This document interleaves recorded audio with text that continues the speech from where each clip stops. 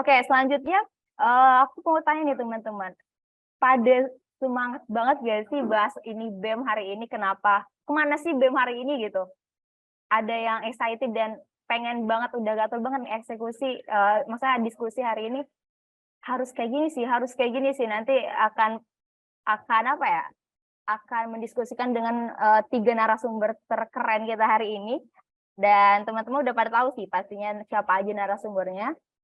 Oke, di sini udah terlihat langsung teman-teman, ada Kak Alia, ada Kak Andre, dan satu lagi ada Kak Sultan. Nah, ini Kak Alia dari Menko BEM Undip tahun 2020.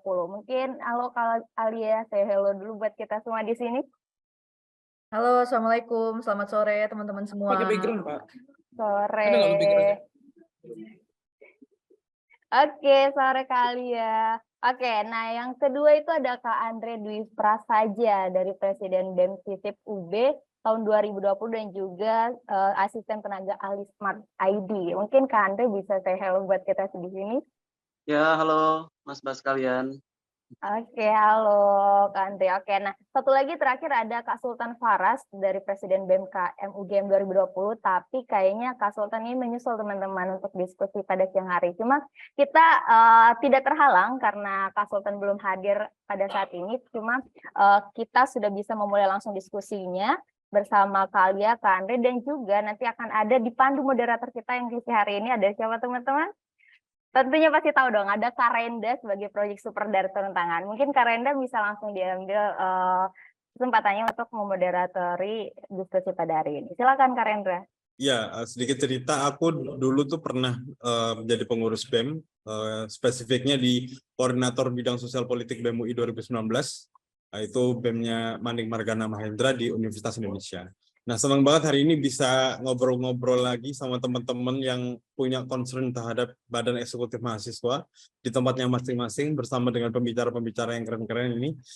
Nah, itu tentu membangkitkan semangat kita lagi ya untuk menjaga idealisme kita masing-masing. Nah, langsung aja kita sapa Kak Alia Natasha, hadir ya, Kak?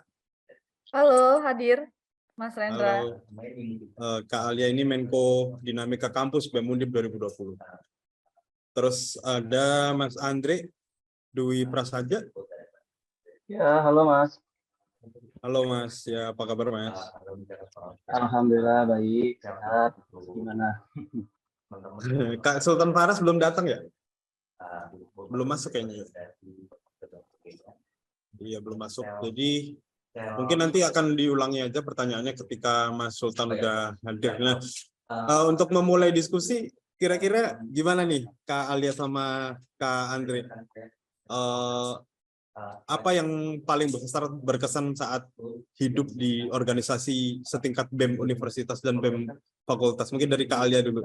Apa yang paling berkesan dulu? Iya, sebelumnya makasih banyak Mas Rendra. Sebelumnya selamat sore teman-teman turun tangan semua. Makasih banyak udah ngundang dan ngajak diskusi sore hari ini di Politalks dengan tema kemana BEM hari ini gitu. Mungkin nanti bisa sambil kita ngobrol-ngobrol juga ya sama Mas Andre dan juga sama Ya, kita yang nanti akan bergabung pada sore hari ini gitu.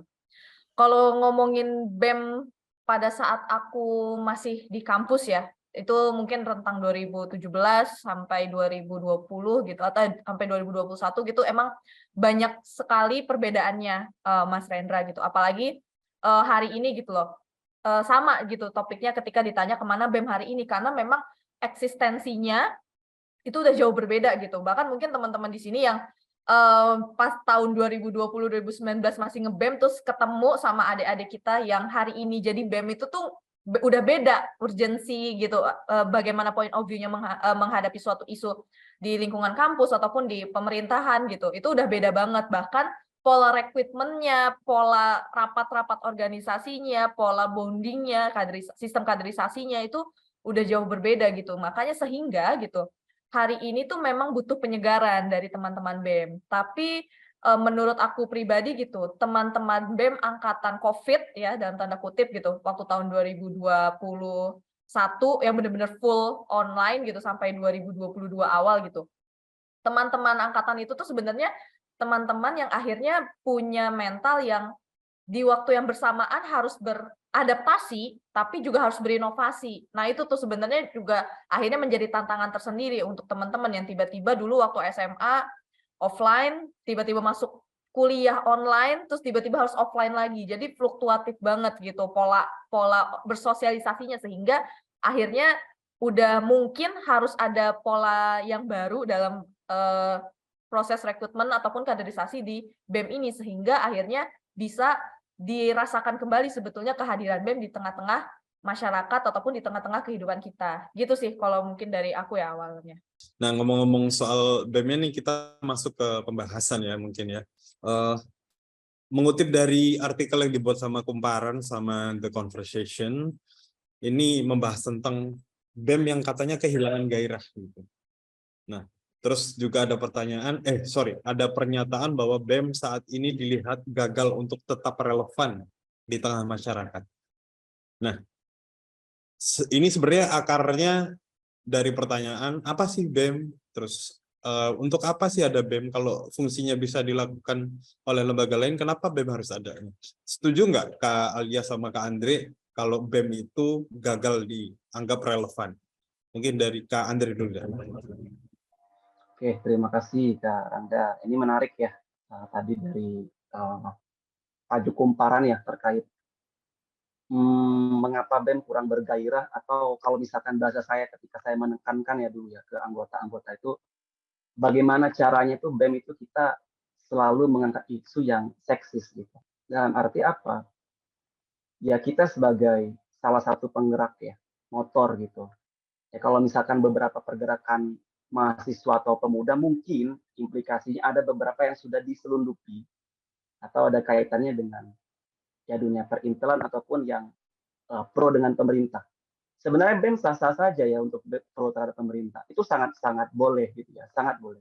Tapi alangkah baiknya BEM itu sebagai quality control gitu. Dan memang sejatinya itu di luar. Kalau misalkan kita lihat trias politika ya antara eksekutif dan legislatif. Seharusnya legislatif itu jadi oposan terdepan, oposan utama dari pemerintah sebagai eksekutif harusnya. Tapi peran itu saya rasa hari ini tidak ada gitu loh. Dan siapa yang masih bisa dipercaya oleh masyarakat sipil ya, tadi salah satunya adalah pemuda, dispesifikkan mahasiswa ya, yang mungkin terkait idealisme, integritas itu kuat. Gitu. Kita masuk lagi kepada kurang bergairahnya tadi ya. Di era sekarang itu, kalau misalkan kita lihat ya, dengan dinamika yang ada di BEM, kita keluar duit, ya sokongan, patungan, dan lain-lain, di tengah dihadapkan dengan ada internship yang notabene pakai tip ya, dibayar, magang yang dibayar, ada program MBKM juga dari Kemendikbud, ya saya rasa itu menjadi challenge tersendiri buat BEM, bagaimana bisa survive. Dan waktu itu juga tahun 2020, ketika saya di BEM, itu sudah diinisiasi tuh, ya, Kampus Merdeka Belajar itu sudah diinisiasi, tapi memang belum yang secara masif ya terjadi misalkan antar misalkan kampus ataupun misalkan perusahaan yang multinasional dan yang lain seperti itu. Dan saya rasa ini menjadi challenge buat teman-teman BEM ke depan, bahwa bagaimana menghadirkan BEM itu yang menyenangkan, seru, asik gitu ya. Kalau misalkan memang anggotanya butuh yang adaptif, ya silakan kalian berkreasi gitu loh. Entah jualan merchandise atau apa, biar anggota itu tidak merasa dirugikan. Nah, kadang ketika anggota itu hilang, ya, kadang butuhnya healing tapi tiba-tiba hilang. Karena mereka dirugikan gitu loh. Ya, dari segi finansial, tenaga, pikiran. Coba dibikin kreatif. Ya, kalau misalkan di ekonomi kreatif dulu di zaman saya, benar-benar anak-anak tuh ya jangan sampai danusan yang besar. Ya. Karena apa? Ya pikiran kita adalah orang-orang eksekutif. Masa kita nggak bisa menghasilkan ya apa output yang bisa bernilai. Baik, terima kasih Kak Andre. Kalau Kak Alia gimana Kak? Masih relevankah BEM untuk saat ini Kak? Iya, sebenarnya mengutip tadi yang Mas Andre bilang ya, bahwasanya memang pada akhirnya gitu, BEM itu sebetulnya bisa menjadi salah satu laboratorium untuk teman-teman mahasiswa gitu. Jadi kan BEM ini kan terbentuk gitu di tiap-tiap kampus gitu. Itu adalah menjadi wadah di mana setiap mahasiswa yang ingin mempelajari hal baru, yang ingin bersosialisasi, yang ingin mencari teman baru. Sebenarnya kan hal yang paling simpel, kenapa sih pengen ikut BEM gitu? Kalau misalnya ditanya sama teman-teman mahasiswa gitu, pasti yang pertama pengen nambah relasi, pengen menambah jaringan, pengen nambah teman. Itu adalah hal yang paling sederhana, paling simpel gitu. Kemudian ketika sudah dapat itu, apa yang bisa BEM itu akhirnya kasih gitu. Makanya pada akhirnya hari ini gitu, kalau misalnya ditanya sebenarnya apakah masih relevan, tentu masih sangat masih gitu. Karena kalau misalnya problematika di dalam kampus, internal kampus itu sendiri gitu, maksudnya tuh mungkin BEM akhirnya mulai punya saingan ataupun mulai kehilangan eksistensinya karena ada internship yang semakin banyak gitu. Sekarang tuh ibaratnya anak-anak semester 2 aja udah bisa ikut internship gitu. Dulu tuh kalau misalnya kita mungkin semester 5 baru bisa ikut internship dan lain sebagainya gitu. Akhirnya tuh harusnya BEM itu setidaknya minimal bisa menjadi solusi untuk mahasiswa di internalnya itu sendiri, di internal kampus gitu. Mungkin kita juga tahu gitu kalau misalnya di BEM itu ada bidang advokasi, advokesma, kemudian ada bidang sosial, ada bidang sosial dan politik. Nah, setidaknya dari bidang-bidang itu BEM itu hadir untuk menjadi solusi dari permasalahan-permasalahan mahasiswa yang tidak mereka temukan di luar gitu. Misalnya urusan advokasi mahasiswa, soal gimana caranya mau bayar UKT, dapat keringanan UKT ataupun hal-hal lain sebagainya gitu. Kemana lagi yang mereka tanya kalau bukan ke BEM gitu. Gitu sih. Jadi setidaknya kalau misalnya kemudian misalnya soal penjaringan beasiswa, kemudian hal-hal akademik lainnya gitu. Mana lagi gitu mahasiswa menjadi tempat bertanya ketika BEM-nya nggak ada gitu. Pasti kan kita semua tahu gitu bahwasanya birokrasi kampus tuh kurang lebih sama kayak birokrasi pemerintahan gitu loh. Muter-muter, ditanya ke sana, dilempar ke sini gitu. Kalau misalnya BEM aja gitu, hal yang paling kecil masih belum bisa menjadi solusi bagi teman-teman mahasiswa gitu. Jangan ya tentu akhirnya semakin hari dan semakin lama ya jangan menutup mata dan jangan mendenial bahwa akhirnya BEM juga akhirnya kehilangan minat, kehilangan eksistensi karena BEM sudah tidak lagi menjadi solusi bagi teman-teman mahasiswa gitu. Kalau jadi akhirnya solusi dan masih relevan tuh akhirnya saling beririsan dan juga saling berbarengan gitu sih. Kalau dari aku. Oke, kita berarti ini ya Kak, ada memang fungsi-fungsi yang itu masih relevan untuk mahasiswa, ada yang memang dalam perkembangannya tidak perlu lagi ditangani oleh BEM begitu ya. Nah ini kan tadi Kak Alia ngomongin minat Kak. Nah temuan kami itu di beberapa tahun ke belakang itu ada semacam krisis gairah dan krisis kepemimpinan di dalam pusaran konstelasi politik di internal kampus tuh. Misalkan di kampus Universitas Negeri Padang itu pasangan calonnya cuma satu, lawan kota kosong. Di Undip juga kalau nggak salah 2022 ya Kak, kalau nggak salah. Terus di BEM UI dulu saya ngalamin tahun 2016 itu udah apa ya? Ada cuman satu pasangan calon yang maju dan lawan kota kosong. Nah, kira-kira ini apa sih yang terjadi Kak? Apakah benar-benar krisis kepemimpinan atau tidak ada kepercayaan lagi dari mahasiswa sehingga tidak ada yang mau maju gitu? Gimana? Dari kalian dulu. Oke, thank you Mas Rendra pertanyaannya gitu. Jadi kalau misalnya aku boleh sedikit ngambil case atau contoh di Undip gitu, kayaknya waktu tahun 2021 atau 2022 gitu. Bahkan waktu itu BEM Undipnya itu ketua BEM-nya lahir karena musyawarah mahasiswa gitu dari Muswa, dan akhirnya beberapa tahun ke belakang banyak ada beberapa BEM fakultas ketua BEM-nya yang lahir dari Muswa gitu. Bahkan udah bukan cuma calon tunggal tapi bahkan gak ada yang nyalon gitu. Dan kita pada saat itu mungkin bertanya-tanya gitu, ini emang sampai dari ribuan mahasiswa ini masa iya sih nggak ada satupun orang yang mau nyalon jadi ketua BEM gitu. Dan di situ akhirnya menjadi apa ya, menjadi topik diskusi juga yang cukup menarik bahwasanya sebetulnya apa sih yang bisa ditawarkan gitu loh kalau misalnya jadi ketua BEM gitu. Kalau dulu gitu kan, wah kayaknya tuh kalau jadi ketua BEM tuh akhirnya apa ya, jiwa-jiwa leadership-nya gitu. Belajar menjadi pemimpin sebuah organisasi, menjadi pemimpin mahasiswa, ratusan mahasiswa tuh menjadi menarik gitu. Tapi hari ini tuh akhirnya minatnya tuh orang-orang tuh lebih ke kayak yang lebih kecil-kecil, lebih minor, lebih mikro dibandingkan yang hal-hal yang makro gitu. Sehingga kalau misalnya ditanya kembali gitu, sebetulnya faktornya tuh banyak dan juga beririsan ya, Mas Rendra ya, karena ya itu tadi yang disampaikan. Mungkin mahasiswa hari ini tuh masih belum menemukan formulasi yang tepat sebetulnya. Akhirnya kalau hari ini ikut BEM itu apa manfaatnya gitu, selain memang yang tadi menambah relasi, menambah ilmu pengetahuan dan lain sebagainya, dan menambah pengalaman itu udah paling pasti gitu. Cuman apa sih yang bisa diciptakan, apa sih yang bisa dikaryakan, apa sih yang bisa dihasilkan dari menjadi seorang ketua BEM ataupun ikut dalam organisasi mahasiswa di kampus itu sendiri gitu sih, Mas Rendra.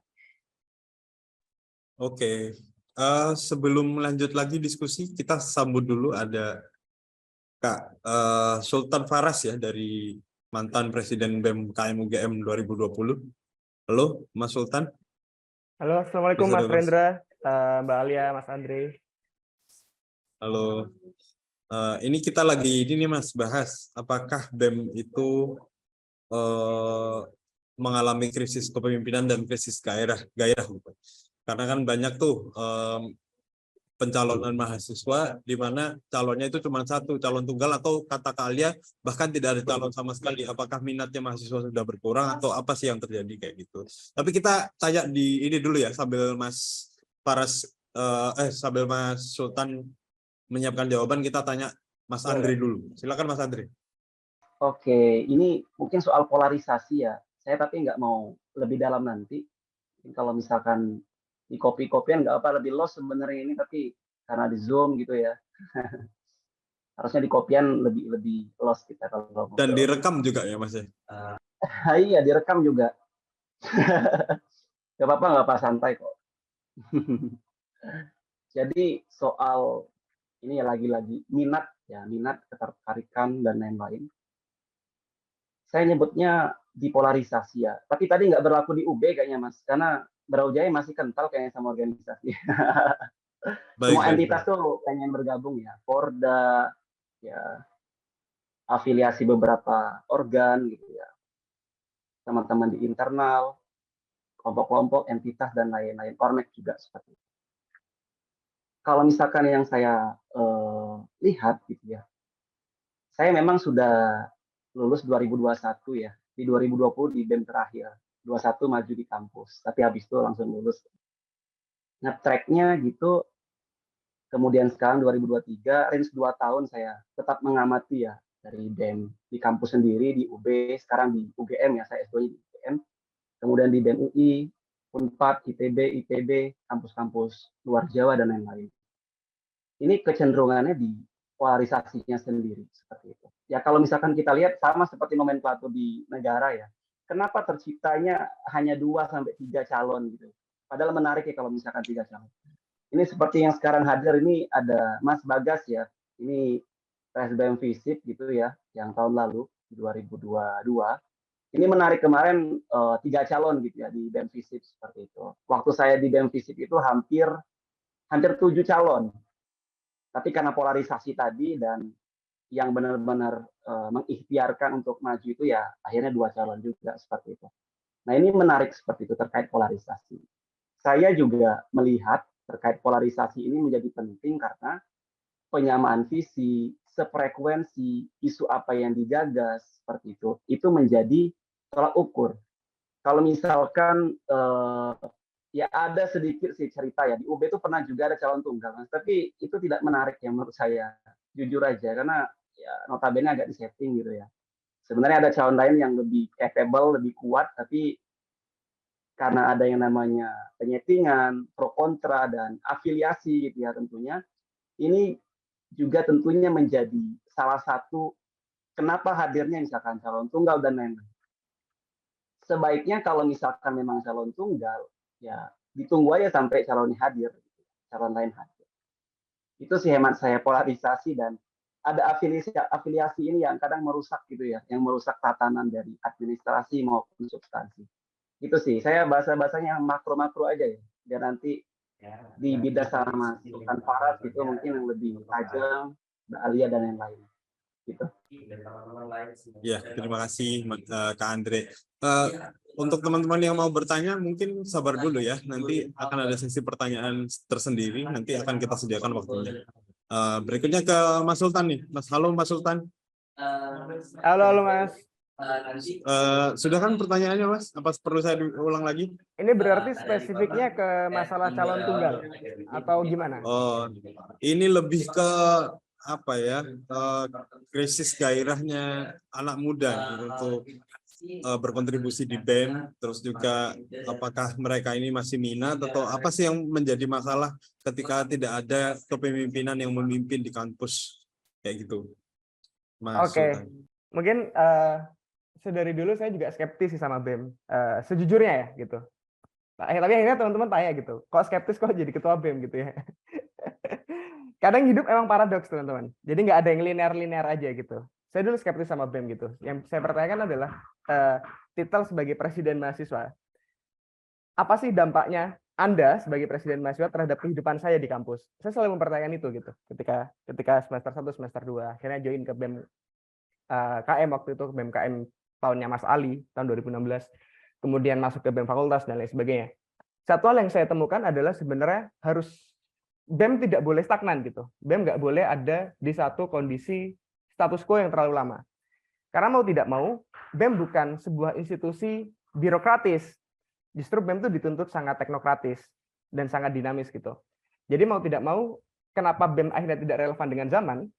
Tandanya adalah BEM tidak lagi mampu untuk menjawab kebutuhan apa yang jadi kebutuhan primer stakeholder utamanya, teman-teman mahasiswa terutama.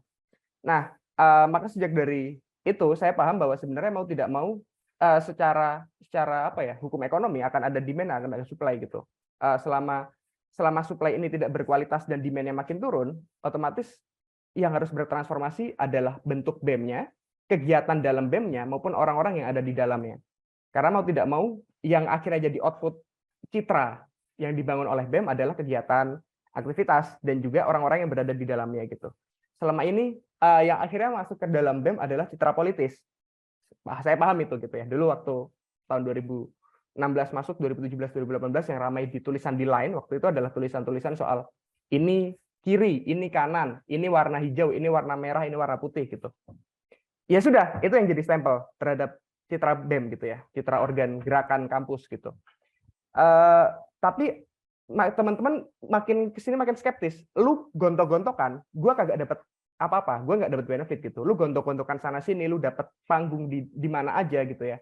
Lu dapat nama, bisa naik ke sana sini. Tapi teman-teman mahasiswa nggak dapat apa-apa. Akhirnya kan orang melihat BEM adalah sebagai batu loncatan bagi figur-figur tertentu atau bagi kalangan tertentu gitu.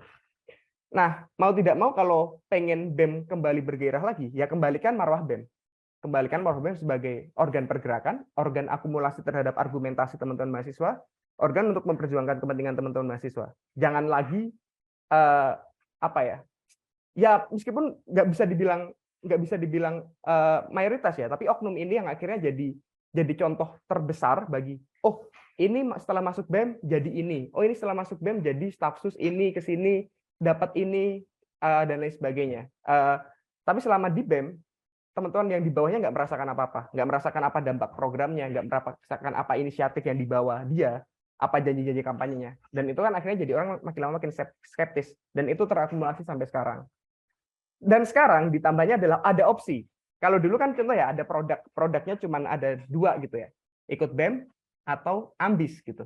Sekarang ada banyak, ada magang, ada kampus merdeka, ada produknya makin banyak pilihannya.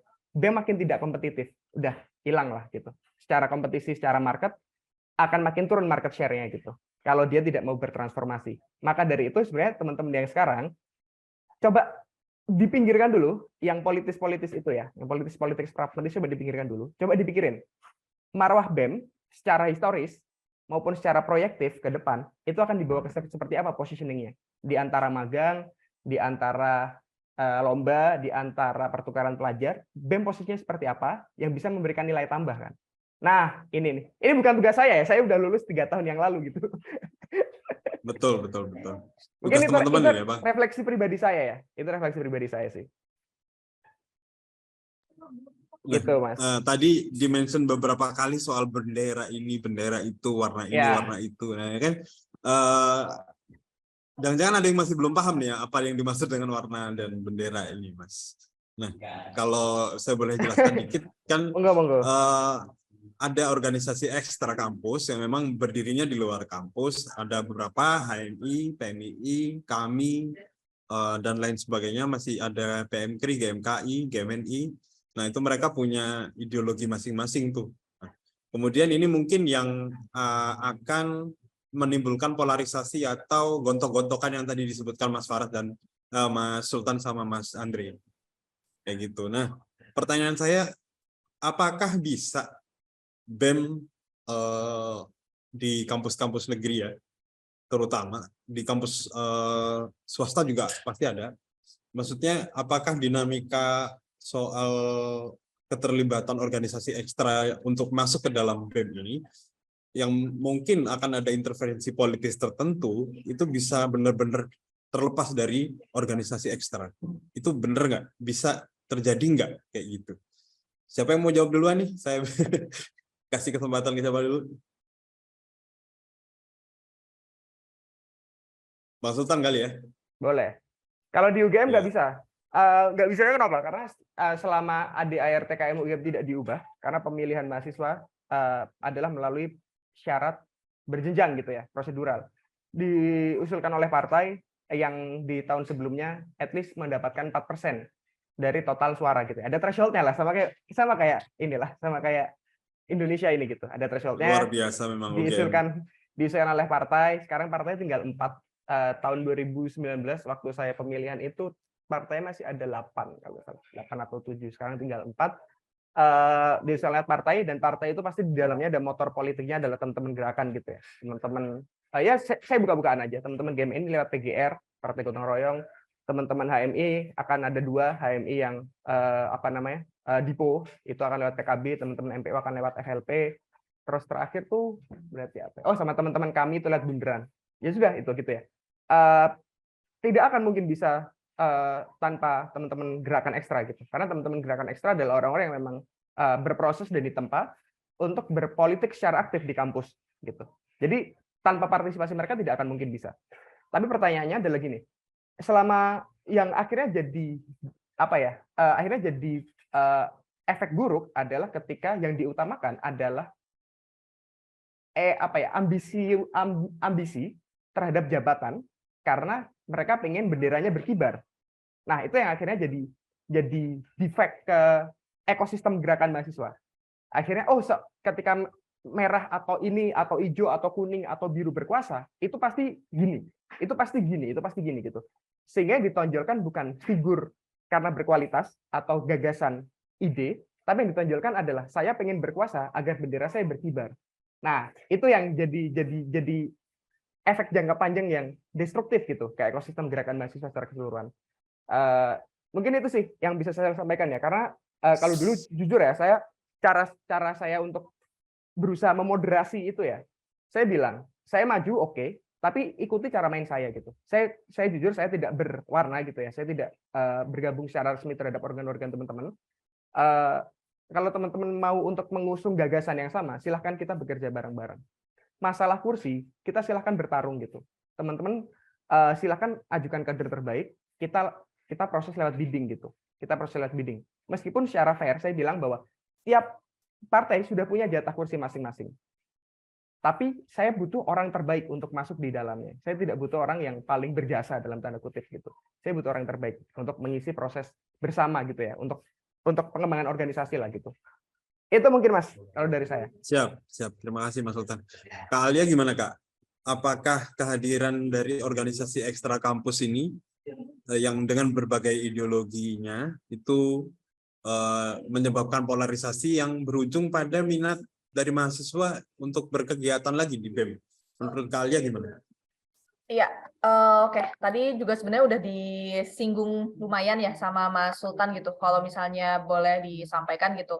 Karena kebetulan juga saya salah satu dari organisasi ekstra kampus itu gitu. Jadi kalau misalnya saya bilang gitu hari ini, ya betul bahwa organisasi ekstra itu atau organ-organ ini akhirnya memang menjadi motor tersendiri gitu. Karena kan anggota dari organisasi ini kan adalah mahasiswa juga. Jadi udah nggak bisa dilepasin gitu. Kalau misalnya oke, berarti kalau misalnya dia ikut organisasi berarti dia nggak bisa ikut BEM dan lain sebagainya, itu tuh udah nggak bisa dilepaskan karena udah melekat di dalam dirinya sebagai individu dan juga sebagai mahasiswa gitu.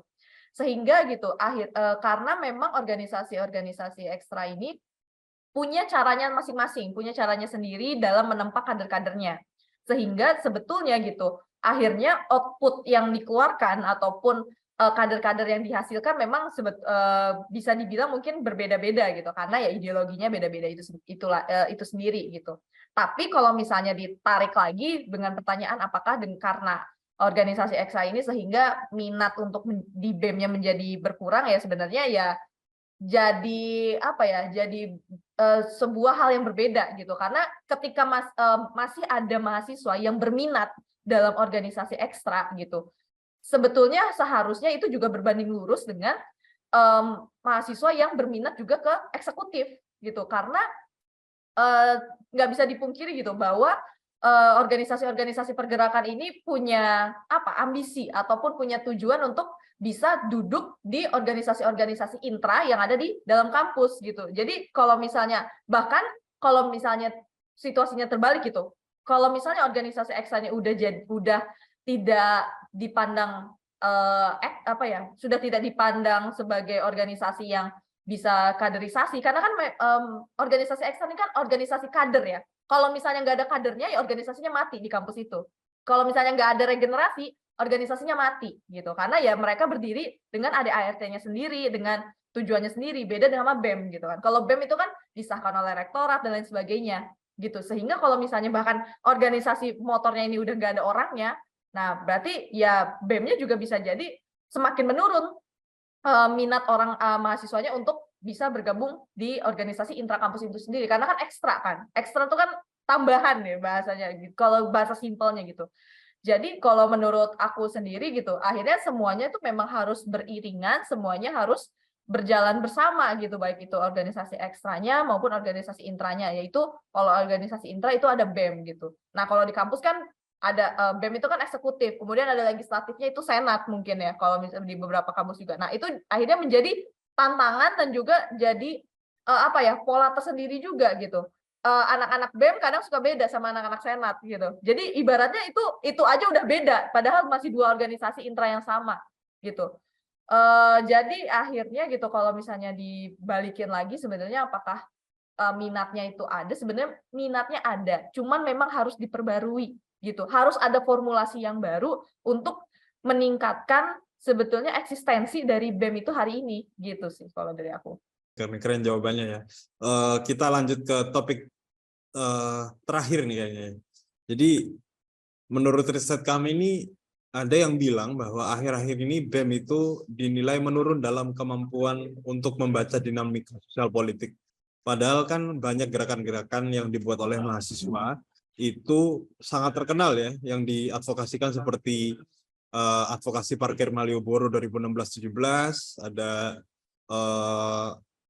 Gejayan Memanggil oleh BMKM UGM juga salah satunya ya, salah satu bagiannya. Terus penolakan reklamasi Teluk Benua oleh Universitas Udayana di Bali, nah kayak gitu.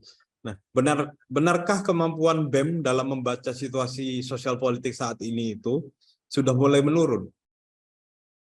Karena kita udah jarang banget nih dengar-dengar gerakan-gerakan yang vokal menjadi arus utama pemberitaan seperti yang dulu reformasi anti korupsi, Gejayan Memanggil, parkir Malioboro dan lain sebagainya. Apakah benar bahwa BEM ini dalam membaca dinamika sosial politik mereka itu mulai menurun? Nah, coba dari Mas Andre dulu. Oke, terima kasih Mas atas pertanyaannya dan diskusi. Mungkin dari teman-teman silakan nanti ya, kita di sini ya egaliter aja, nggak ada yang soal pemateri, siapa pemantik, yang nggak ada. Kita diskusi santai aja menjelang buka gitu. Kalau dari saya sendiri, terkait gerakan ya yang berkesinambungan, terus sustainable dan lain-lain, itu menjadi ruh tersendiri sebenarnya. Ya BEM itu ya pergerakan gitu, aslinya gitu. Ya, tadi yang saya sampaikan di awal, ya harus ada yang namanya quality control dan lain-lain. Nah, saya pernah dapat case seperti ini, Mas. Saya sebut aja nggak usah saya sebut ya, saya di BEM Visip waktu itu. Ada koalisian atau himpunan yang mengkoalisikan BEM Visip se-Indonesia, itu ada, sebenarnya ada. Tapi hemat kami di beberapa BEM yang kita pengennya progresif, itu nggak jalan gitu loh, nggak jalan. Tapi bukan yang BEM pusat ya, bukan yang BMSI atau kerakyatan, enggak. Ada, tapi nggak saya sebutkan, nanti aja. Itu menurut kami tidak terlalu konkret gitu loh, gerakannya tidak terlalu konkret. Hemat kami ya, tapi silakan kalau misalnya ada diskusi. Hemat kami tidak terlalu konkret sehingga dari saya sendiri BEM Visip perwakilan dari Jawa Timur, ada BEM UI, BEM Visip UI perwakilan dari ya daerah sama Jabodetabek, BEM Visip Unpad itu, kemudian BEM Visip Undip, ya 4 BEM itu sehingga kita skeptis dengan gerakan tadi, kita bikin gerakan sendiri gitu. Bukan untuk menyaingi, tapi kita bikin front gerakan sendiri. Tapi nggak menjadi lembaga, enggak. Waktu itu ada arahnya ke menjadi lembaga, tapi agak berat gitu ya, agak berat. Tapi silaturahmi itu sampai sekarang kita jaga gitu, kita jaga. Ada 4 BEM ini, kita dari awal kita pertemuan intens, kita bikin konten bareng, ya kan. Ketika ada hiruk-pikuk yang soal, mohon maaf, ketua DPR yang berbadan tikus dan lain-lain ya, itu mungkin oke, nyentrik gitu ya. Tapi di zaman kita juga 2020 juga nyentrik juga. Saya itu wajah Pak Jokowi sama Pak Maruf Amin saya satukan juga waktu itu. Tapi agak-agak blur gitu ya.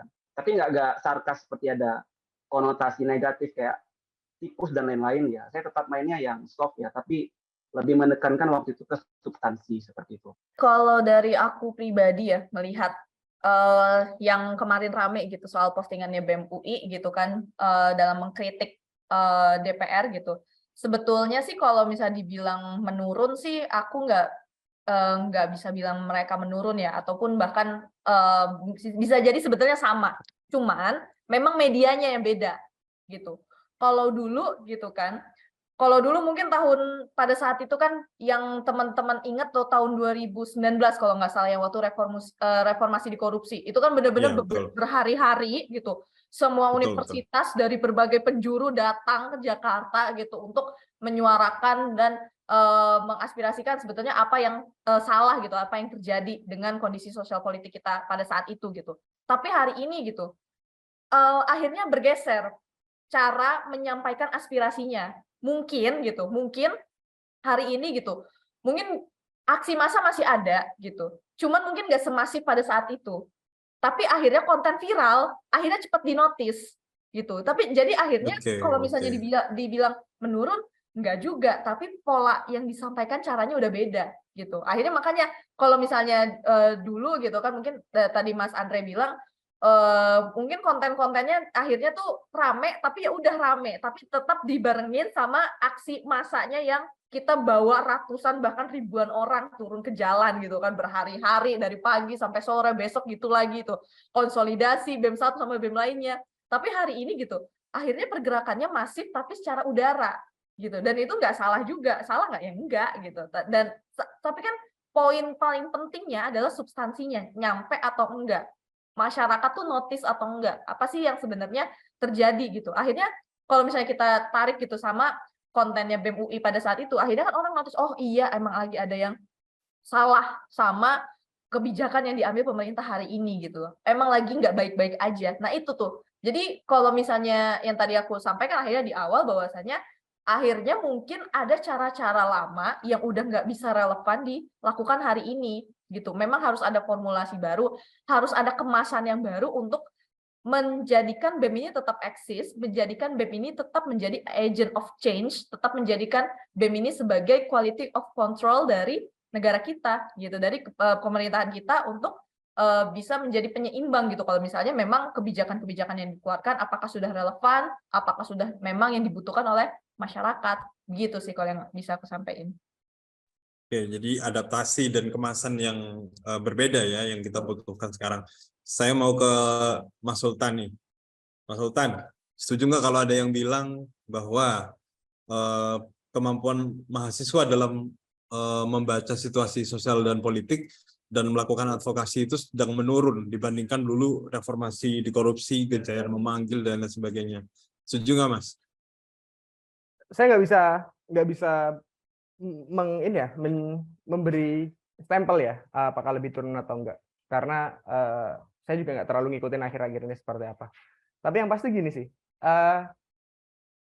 BEM bukan ruang kosong yang dia berdiri secara statis gitu ya. Dia diisi oleh orang-orang pribadi-pribadi, dan apa yang dijadikan sasaran tembak dan alat tembaknya itu ya melalui orang-orangnya gitu ya. Kalau teman-teman sekarang melihat gitu ya, kira-kira di BEM makin banyak diisi oleh orang-orang yang matang secara intelektual, secara sosial, secara politik, atau semakin diisi oleh orang-orang yang tidak matang gitu. Udah dilihat dari titik awal itu aja. Kalau semakin didominasi oleh orang-orang yang makin matang, harusnya makin bagus kualitasnya. Entah itu lihat media apapun ya. Karena mau tidak mau input akan punya korelasi terhadap output. Terus yang kedua adalah kalau yang viral-viral belakangan ini, salah satu yang saya lihat adalah justru itu terjadi karena teman-teman semangat perjuangannya itu justru semakin jauh dari realita lapangan gitu, realita jalanan lah kalau saya bilang ya. Apa yang ditembak adalah, yang disasar adalah orang-orang yang punya pikiran yang frekuensinya sama. Anak-anak muda gitu. Kira-kira yang gampang ramai siapa ya? Anak-anak muda, sasar anak-anak muda. Padahal yang mereka suarakan, yang harusnya disuarakan adalah orang-orang yang, kalau di Jogja ya kita lihat. Mungkin Mas Andre juga banyak lihat. Tiap minggu itu di Jogja ada berita soal orang yang meninggal karena homeless gitu ya. Karena homeless, tidak punya keluarga, akhirnya banyak yang meninggal di jalanan. Mereka melihat realita itu enggak sih dalam melontarkan kritiknya? Atau mereka hanya melihat anak-anak muda ini senang apa yang bikin rame? Kalau hanya itu, mohon maaf gitu. Itu bukan cara berjuang yang elegan menurut saya. Kalau cuma cari rame doang. Cobalah, semangat itu datang harus dari jiwa sendiri gitu ya, jiwa teman-teman. Masih sering nggak sih teman-teman melihat realitas di bawahnya gitu? Teman-teman BEM sekarang lebih banyak berdialektikanya di ruang-ruang ber-AC atau masih di dalam tanda kutip gubuk-gubuk rakyat gitu ya. Nah, itu aja, dimulai dari situ dulu. Kalau udah mulai nyaman, pikirannya udah beda, teman-teman. Makanya kalau teman-teman udah lulus dari kampus, idealisme itu dimiliki mahasiswa karena statusnya. Tapi kalau pas ke kampus, itu udah hilang, pasti akan hilang idealisme itu gitu. Mau tidak mau, karena tetap realita. Maka dari itu di kampus ini dijaga benar-benar idealismenya. Itu sih, Mas. Kalau teman-teman melihat makin didominasi oleh teman-teman yang matang secara politik dan intelektual, berarti harusnya BEM makin bagus. Kalau teman-teman masih tetap berdialektika di gubuk-gubuk rakyat, harusnya makin bagus. Tapi kalau jauh dari itu, ya hipotesis dari Mas Rendra berarti benar gitu. Itu aja sih, Mas, kalau dari saya.